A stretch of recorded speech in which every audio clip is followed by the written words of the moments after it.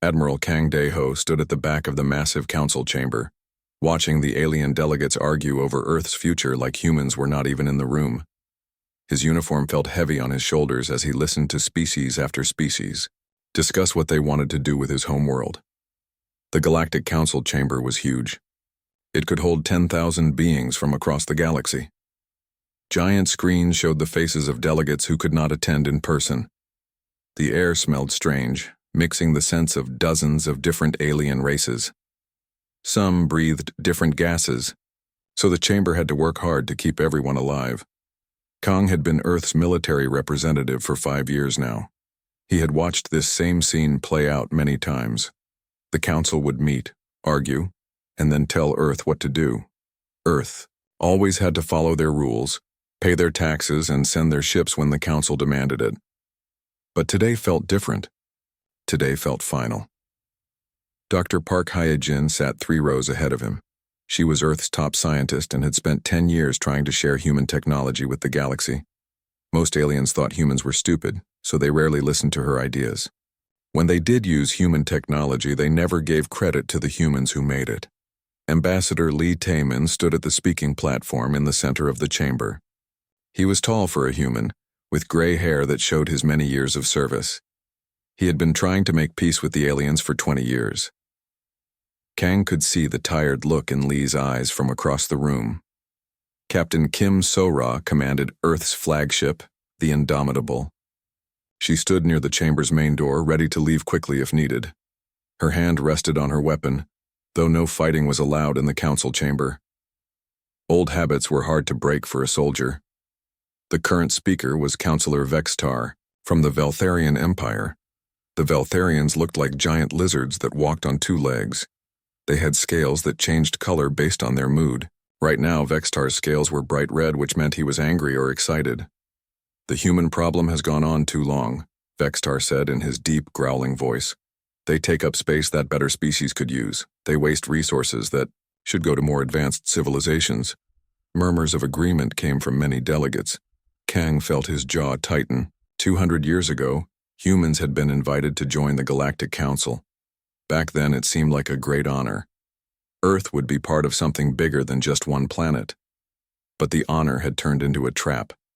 Humans were always treated like children who needed to be watched. Every decision about human colonies had to be approved by the Council. Every new ship Earth built had to follow Council designs. Every trade deal had to benefit the Council more than humanity. "The humans have grown too bold," continued a delegate from the Nexus Collective. The Nexus were machines that had gained consciousness millions of years ago. They spoke in mechanical voices that never showed emotion. Their colonies expand too quickly. Their population grows too fast. They ask too many questions. Dr. Park stood up from her seat. "May I remind the Council that human colonies have never attacked anyone? Our expansion has always been peaceful. We have shared our medical technology freely. Our shipping companies have made trade cheaper for everyone." Several aliens made sounds that humans had learned meant laughter or mockery. A delegate from the Zephyrian Commonwealth, a race of floating gas beings, spoke up. "Human medicine is crude. Human ships are slow. The only reason we tolerate human presence is because they follow orders well." Ambassador Lee's hands clenched into fists at his sides. Kang had seen that look before. Lee was famous for staying calm even when aliens insulted humanity. But everyone had limits. Councillor Vextar raised one clawed hand for silence. "The Veltharian Empire has prepared a solution to the human problem. We demand that Earth surrender 60% of its military fleet to Council control. All human colonies will be placed under direct Council oversight. Human breeding will be limited to prevent overpopulation." The chamber fell silent. Even the translator machine seemed shocked by the harsh demands. "Furthermore," Vextar continued, his scales now glowing bright orange with satisfaction, "humans will pay triple taxes to make up for the resources they have wasted. Any human who refuses these terms will be arrested and sent to labor camps." "Captain." Kim's hand moved closer to her weapon. Dr. Park's face went pale. Admiral Kang felt something cold settle in his stomach. But Vexatar was not finished. He stood taller, his voice growing louder so everyone in the massive chamber could hear. Let us be honest about what humans really are. They are barely evolved, primates who stumbled into space travel. They have no real culture, no real art, no real science. They are useful as servants and workers, but they should never have been given equal status in this council. The words hit the human delegation like physical blows. Kang had heard insults before, but never anything this cruel. Never anything this public. Billions of beings across the galaxy were watching this broadcast. Every human in space would hear these words. Ambassador Lee slowly walked to the speaking platform. His movements were careful and controlled. When he reached the center of the chamber, he looked up at the thousands of alien faces staring down at him. With steady hands, Lee reached up and removed the council sigil from his robes. The golden symbol that marked him as Earth's representative fell to the floor with a small metallic sound that somehow echoed through the silent chamber. 200 years ago, Lee said, his voice clear and strong, humanity came to this council seeking friendship. We offered our knowledge, our labor, our loyalty. We asked only to be treated as equals among the stars. He looked directly at Vextar. Instead, we found arrogance. We found beings so proud of their age that they forgot wisdom. We found a council that speaks of civilization while acting like barbarians. Gasps and angry sounds came from the alien delegates. No human had ever spoken to the council this way. Lee's voice grew stronger. You call us primitive, but human doctors save lives across the galaxy. You call us slow, but human ships carry your goods faster than anyone else. You call us servants, but we have served willingly, hoping you would see us as friends. He picked up the fallen sigil and held it high. That service ends today. Earth withdraws from this council of cowards and fools. We came seeking partnership and found only contempt. The galaxy will learn what happens when you mistake human patience for weakness. Lee threw the sigil at Vextar's feet. The Veltharian counselor's scales turned black with rage.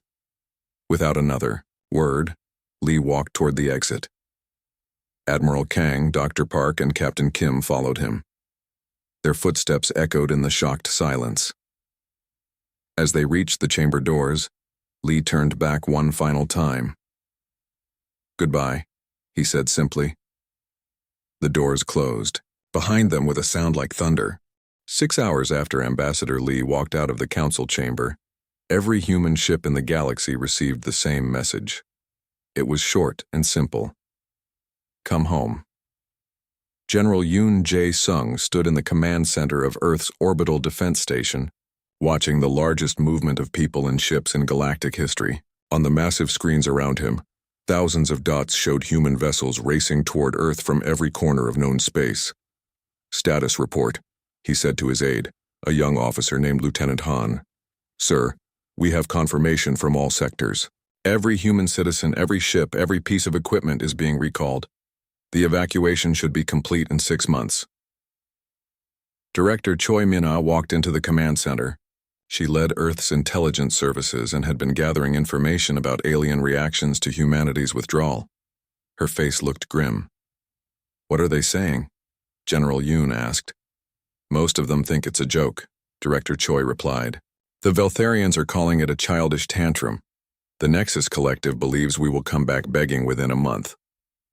On the main screen, a news broadcast from the Zephyrian Commonwealth was playing. The floating gas beings were discussing humanity's withdrawal like it was entertainment. Humans have always been emotional, the Zephyrian reporter said. This is just another example of their unstable nature. They will return when they realize they cannot survive without the Council's protection. General Yoon turned off the broadcast. Let them think what they want. How is the evacuation going? Engineer Bae Jun-ho was in charge of Earth's shipyards. He had been working without sleep for 3 days preparing ships for the massive evacuation. We're ahead of schedule, he reported. The civilians are moving faster than expected. Everyone wants to come home. That was true. Across the galaxy, humans were abandoning their businesses, their homes, their entire lives to return to human space. They sold nothing. They took everything they could carry and destroyed what they could not. Dr. Park Hae-jin had returned from the council and was now working on something she called Protocol Exodus. She had been very quiet about what it involved. But General Yoon trusted her completely. "Dr. Park," he said. "Are you ready?" She nodded. "Every piece of human technology in alien space is connected to our network. Medical equipment, communication systems, ship engines, orbital stations, even simple tools. All of it has hidden programming that we installed years ago." "Hidden programming?" "Insurance," Dr. Park said simply. "We always knew this day might come. Every human invention given to the aliens has a secret function. When I activate Protocol Exodus, all of it will download its data back to Earth and then shut down permanently."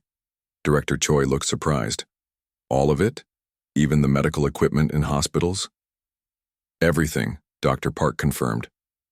"The aliens never bothered to learn how our technology really works. They just used it. When it stops working, they will have no way to fix it." On another screen, they could see the Galactic Council meeting in emergency session. The aliens were passing new laws about humanity's withdrawal. Resolution 4471 declared humans a rogue species and gave council members the right to arrest any human they found. "They're seizing human assets," Director Choi reported. "Ships, buildings, bank accounts. They think they can steal what we've built and keep it running without us." General Yoon smiled. It was not a pleasant smile. How wrong they are.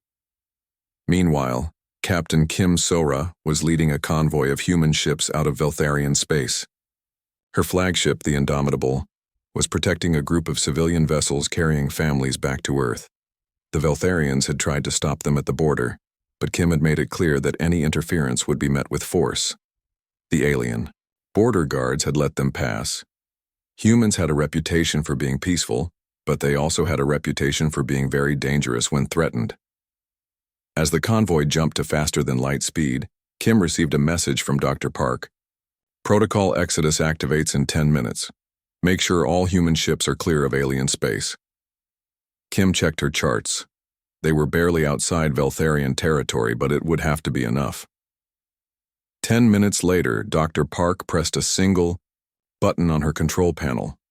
Across the galaxy, every piece of human technology began shutting down. On the planet Nexus Prime, the main hospital suddenly went dark. The advanced life support machines that Dr. Park had designed stopped working. The surgical robots that human engineers had built shut down in the middle of operations. The medical scanners that had saved millions of alien lives displayed error messages and died. Similar scenes played out on thousands of worlds. Communication networks collapsed as human-built relay stations shut down. Transportation systems failed when human-designed traffic control computers went offline.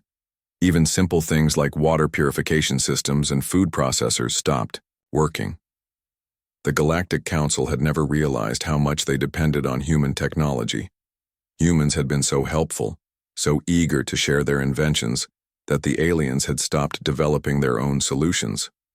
Why build something new when humans would do it for free?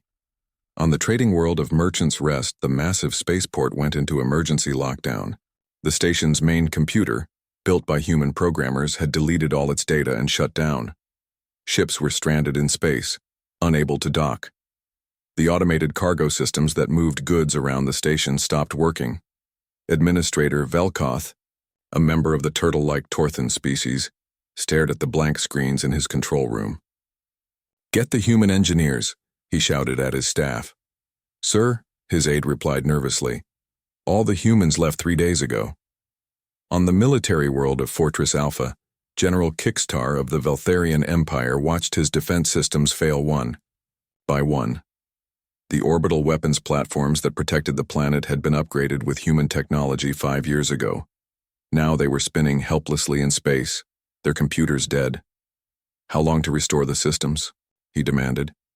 His chief engineer looked at the failed computers with confusion. "Sir, we don't understand how this technology works. The humans always maintained it for us." Similar reports came in from across Veltharian space. Ship engines failed. Weapons systems went offline. Even the artificial gravity on space stations stopped working. The Nexus Collective was hit even harder. As machines themselves, they had been fascinated by human computer technology. They had upgraded most of their systems with human software. Now their entire civilization was experiencing what humans called a blue screen of death. Collective Node 7749 tried to access the Galactic Communication Network and found nothing but static. The human-built relay stations that connected the Collective's worlds had shut down simultaneously. For the first time in a million years, the Collective could not communicate with itself. On Earth, General Yoon watched the reports coming in from human intelligence agents still scattered across alien space. Every piece of news was the same: chaos, confusion, and systems failures everywhere. The Zephyrian Commonwealth is asking if we have any engineers available for emergency repairs, Director Choi reported. They're offering triple the usual payment. The Torthan Federation wants to hire human technicians to fix their factory systems, added Lieutenant Han. The Nexus Collective is requesting immediate technical support. They say it's a matter of galactic security. General Yoon listened to report after report. The same beings who had called humans primitive just hours ago were now begging for human help. Our response to all requests is the same, he said calmly. No. Dr. Park looked up from her computer. Sir, I'm receiving thousands of emergency signals from across the galaxy. Medical equipment, life support systems, power plants, they're all failing. Any human lives at risk? No, sir. All human personnel were evacuated before Protocol Exodus activated. These are purely alien systems. General Yoon nodded. Then we let them fail. On the screens around them, news broadcasts from across the galaxy showed the same scenes. Alien leaders demanding answers. Scientists trying frantically to understand human technology. Engineers staring at machines they could not repair. The galaxy was learning a hard lesson about the difference between using something and understanding it, and this was only the beginning. 6 months had passed since Earth cut ties with the Galactic Council. The galaxy was falling apart. Fleet Admiral Nam Ki-hoon stood on the bridge of the battleship Eternal Dawn, watching the massive alien fleet approach human space. Through the Yao view screen, he could see thousands of ships from 12 different species. They had come to force humanity back into the Council. Admiral, his communications officer reported, the alien fleet is requesting our surrender. They want us to return to the Council immediately and accept their terms. Nam was a calm man who rarely showed emotion, but today he allowed himself a small smile. Tell them we decline. The alien fleet was huge, 50,000 ships carrying weapons that could destroy planets. They had gathered forces from across the galaxy for this attack. The Council had called it a police action to restore order. Dr. Song Yoon-ji worked in the weapons lab deep inside Earth's moon. She had spent the last 6 months preparing for this moment. Around her, human engineers put the finishing touches on weapon systems that no alien had ever seen. Are we ready? Admiral Nam asked over the communication link. Ready, sir, Dr. Song replied. All ships have been upgraded with the new systems. The aliens are in for a surprise. Colonel Oh Byung-soo commanded Earth's special forces. His soldiers were scattered across the human fleet in small, fast ships. Their job was to capture alien officers and gather intelligence. He had trained his whole life for battles like this. The alien fleet was led by Supreme Commander Zethrak of the Veltharian Empire. He was famous for conquering 3 different species and adding their worlds to the Veltharian territory. Today, he planned to add humans to that list. Look at them, Zethrak said to his officers, pointing at the human fleet on his screen. 3,000 ships against 50,000. They must be insane. His second in command, a younger Veltharian named Kolvar, looked worried. Commander, the humans have been preparing for months. Maybe they have new weapons? Zethrak's scales turned bright red with anger. Humans are primitives. Their ships are slow and weak. We will crush them in minutes. But Zethrak was wrong about human ships being slow and weak. For 200 years, humans had been sharing their technology with the Council, but they had never shared their best technology. They had always kept their most advanced weapons and ships secret. The human fleet looked small compared to the alien armada, but appearances could be deceiving. Admiral Nam stood calmly on his bridge as the alien fleet moved closer. His ship, the Eternal Dawn, was 3 times larger than any human vessel the aliens had seen before. Its hull was made from materials that did not exist anywhere else in the galaxy. Its weapons were powered by energy sources that human scientists had developed in secret. "All ships, prepare for battle," Nam ordered. Across the human fleet, 3,000 ships powered up their weapon systems. But these were not the simple laser cannons and missile launchers that aliens expected. These were weapons that could tear holes in space itself. The battle began when the aliens opened fire. 50,000 ships launched their weapons at the human fleet. Energy beams and missiles filled the space between the two forces. It looked like a deadly light show across the darkness of space. But something strange happened. Most of the alien weapons missed their targets completely. The human ships moved in ways that seemed impossible, dodging attacks that should have hit them easily. "How are they moving like that?" Zethrak demanded. His science officer, a member of the crystalline Quarith species, studied the sensor readings. "Commander, I don't understand. Their ships are accelerating faster than our computers can track. They're breaking the laws of physics." The truth was simpler than the aliens realized. Humans had been studying alien technology for centuries, but aliens had never studied human technology. They used what humans gave them without understanding how it worked. They had no idea what humans were really capable of. Human ships could move faster and turn sharper because human engineers had solved problems that alien scientists did not even know existed. Human weapons could hit targets at impossible distances because human computers could calculate things that alien minds could not imagine. The first human counterattack shocked the alien fleet. Admiral Nam's ship fired a single weapon. A beam of pure energy that was invisible to the naked eye swept across the alien formation. Where the beam touched alien ships, they simply ceased to exist. No explosion, no debris. They were there one moment and gone the next. In 10 seconds, 1,000 alien ships disappeared. "What was that?" Zethrak screamed at his officers. Nobody had an answer. None of them had ever seen a weapon like that. But the human attack was just beginning. The smaller human ships scattered throughout the alien formation, moving too fast for alien weapons to track. They fired weapons that seemed to bend space around them, hitting targets from impossible angles. Captain Kim So-ra commanded the Indomitable, the same ship that had carried the human delegation away from the Council 6 months ago. Now it was equipped with weapons that made it more dangerous than entire alien fleets. "Target the command ships," she ordered her weapons officer. The Indomitable's main gun fired something that looked like a ball of lightning. The energy sphere moved slowly compared to normal weapons, but it was impossible to stop. When it hit an alien command ship, the explosion was visible from 100 light-years away. Colonel O's special forces were having their own success. Their small ships darted between the larger vessels, using weapons that disabled alien ships, without destroying them. Within minutes, they had captured a dozen alien officers, including 2 admirals. The alien fleet was falling apart. Ships that had fought together for centuries suddenly could not communicate with each other. Human weapons were jamming their signals and confusing their computers. Commander Zethrak watched his mighty fleet dissolve into chaos. Ships fled in all directions. Officers abandoned their posts. The careful battle formations that had taken months to organize scattered like leaves in a storm. "Sir," his communications officer reported, "we're receiving surrender requests from over 1,000 ships. They want to withdraw from the battle." "No," Zethrak roared. "We outnumber them 10 to 1. We cannot lose to primitive humans, but they were losing. Badly."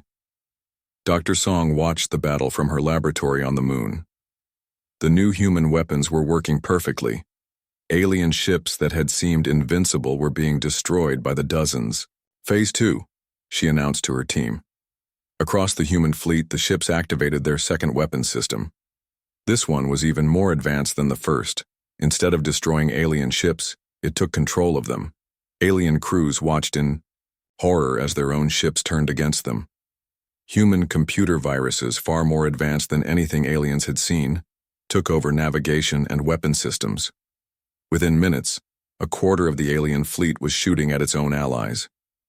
Battle of Kepler Station lasted 4 hours. When it was over, Fewer than 8,000 of the original 50,000 alien ships were still capable of flight. Most of those were fleeing as fast as their engines could carry them. The human fleet had lost 12 ships. Admiral Nam stood, on his bridge, looking at the debris field that had once been the galaxy's most powerful military force. His communications officer approached him with a message. "Sir, we're receiving a transmission from the Galactic Council. They want to discuss terms for ending the war." Nam looked out at the wreckage surrounding his fleet. Pieces of alien ships drifted in space like broken toys. The beings who had called humans barely evolved primates had learned a harsh lesson about underestimating their opponents. "Tell the Council," Nam said calmly, "that Earth does not negotiate with bullies. If they want peace, they can surrender, unconditionally." The galaxy had seen the true power of humanity for the first time. It was a sight they would never forget, and Earth was just getting started. News of the Council's defeat at Kepler Station spread across the galaxy like wildfire. In just one day, everyone knew that 50,000 alien ships had been destroyed by only 3,000 human vessels. Captain Lim Sang-woo returned to Earth from the deep space mission that had kept him away for 3 years. His ship, the Far Horizon, carried news that would change everything. As he walked into the military briefing room, he could see the excitement on the faces of Earth's leaders. "What did you find out there?" Admiral Nam asked. Captain Lim activated a holographic display that showed a map of the galaxy. But this map was bigger than any the Council had ever seen. "We found 3 new spiral arms beyond known space," he said. "Each one has thousands of star systems, hundreds of new civilizations." General Yoon leaned forward in his chair. "How many civilizations?" 47 species that we made contact with. Probably hundreds more that we didn't find. Some of them are more advanced than anything in Council space." The room fell silent. For thousands of years, the Galactic Council had believed they knew the entire galaxy. They thought they were the most advanced civilizations that existed. Now they were learning how wrong they had been. Ambassador Han Ye-seul had been working undercover in Council space since Earth's withdrawal. She had been gathering intelligence about the alien governments and their secret plans. Her report was disturbing. "The Council leadership was never planning to treat us as equals," she told. The room. "I found documents showing their real intentions. They wanted to strip mine all human worlds for resources. They planned to use humans as slave labor in their factories." Dr. Park looked shocked. "Slave labor? But they said we were junior partners in the Council." "They lied," Ambassador Han replied. "The junior species status was designed to be permanent. They never intended to let any younger race become equal to them." This news made everyone angry, but it also made them determined. Earth had been right to leave the Council. The aliens had never been friends. They had been planning to destroy humanity from the beginning. Meanwhile, the galaxy was falling into chaos without Earth's stabilizing influence. The careful balance of power that had lasted for centuries was breaking down. On the world of Kepler 7, 3 different alien species were fighting over the human-built factories that had stopped working. The Torthan Federation claimed the planet belonged to them.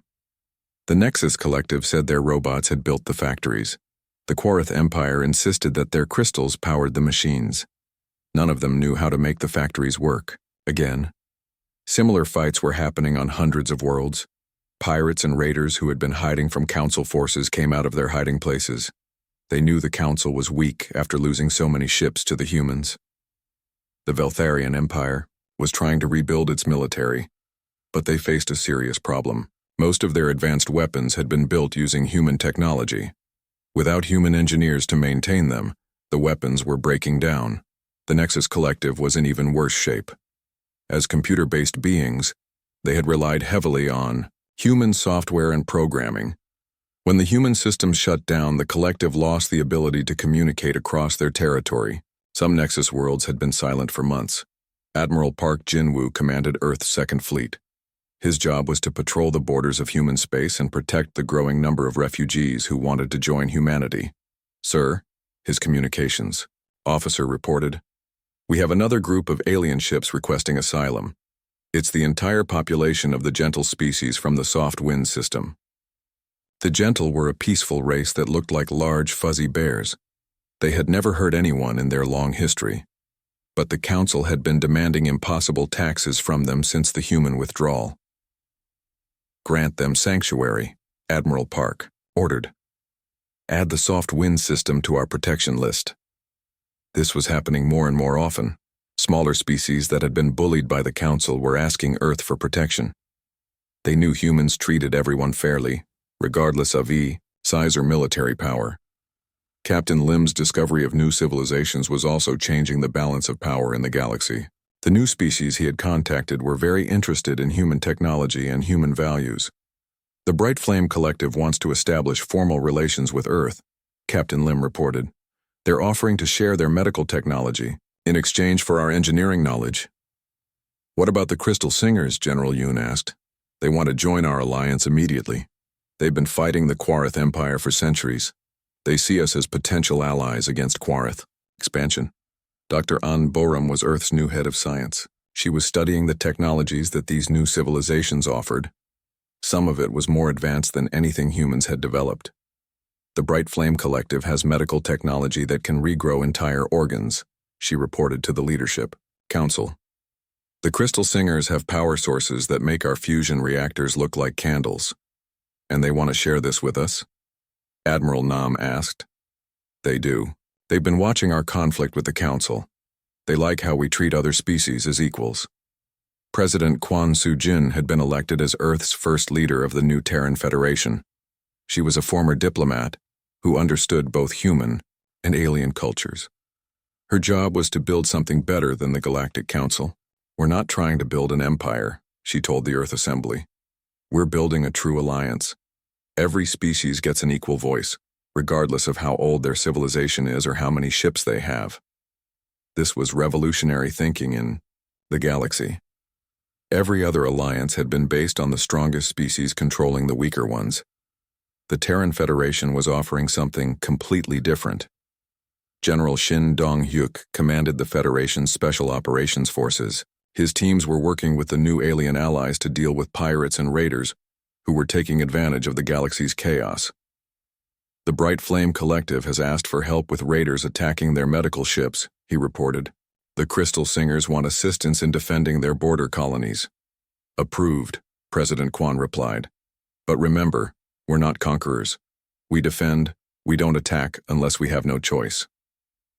The Galactic Council was watching these developments with growing fear. The alliance they had dismissed as primitive humans playing politics was becoming stronger than the Council itself. Councillor Vextar, the same Veltharian who had insulted humanity months ago, was now desperately trying to find allies. His empire was falling apart without human technology to maintain it. We must strike before they become too powerful, he argued to the remaining council members. If we wait, they will replace us entirely. But the council no longer had the strength to strike at anyone. Their military was shattered.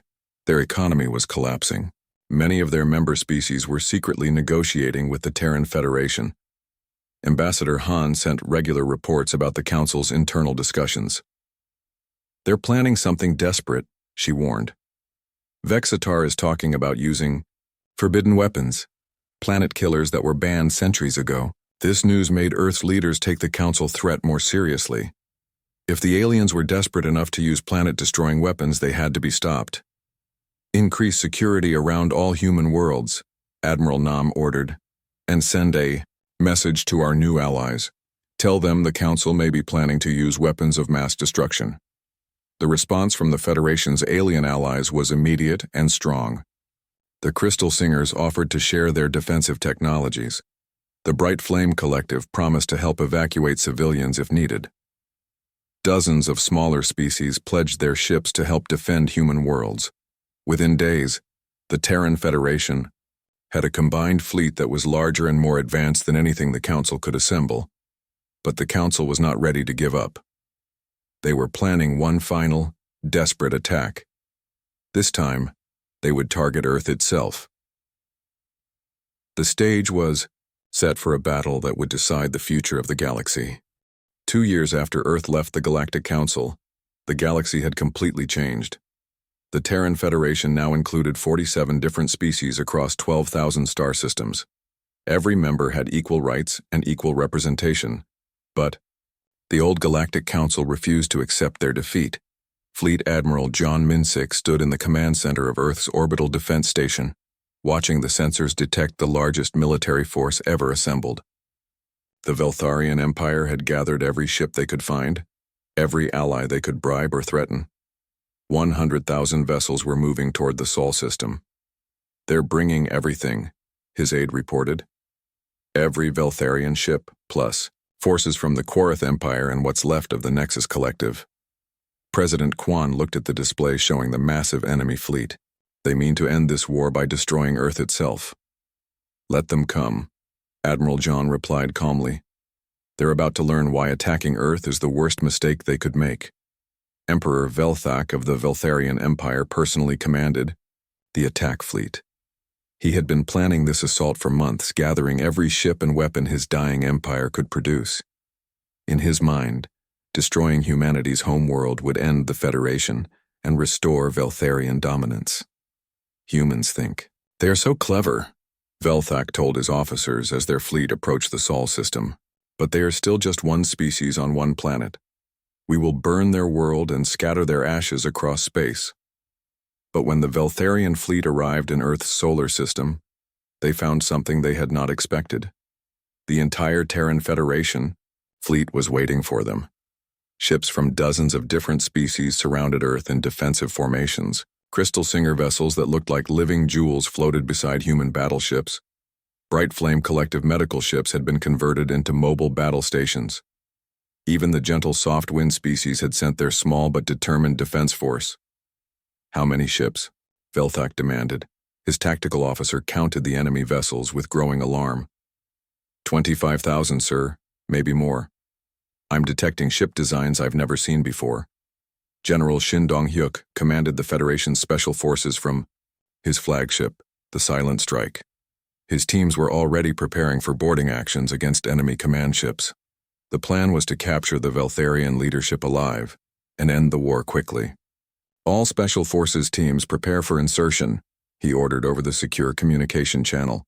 "Target the enemy command ships. We want their leaders, not their destruction."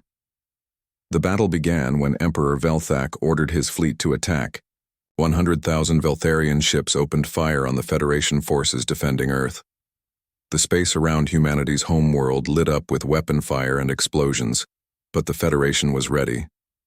Dr. An Boram had spent 2 years combining human technology with innovations from the Federation's alien allies. The result was weapons and defenses that no pure human or alien force could have created. Human ships protected by Crystal Singer energy shields absorbed weapon hits that should have destroyed them. Bright Flame medical ships used their life-creating technology in reverse, causing Veltharian weapons to malfunction and fail. Even the gentle soft wind species contributed, using their natural telepathic abilities to confuse enemy targeting systems.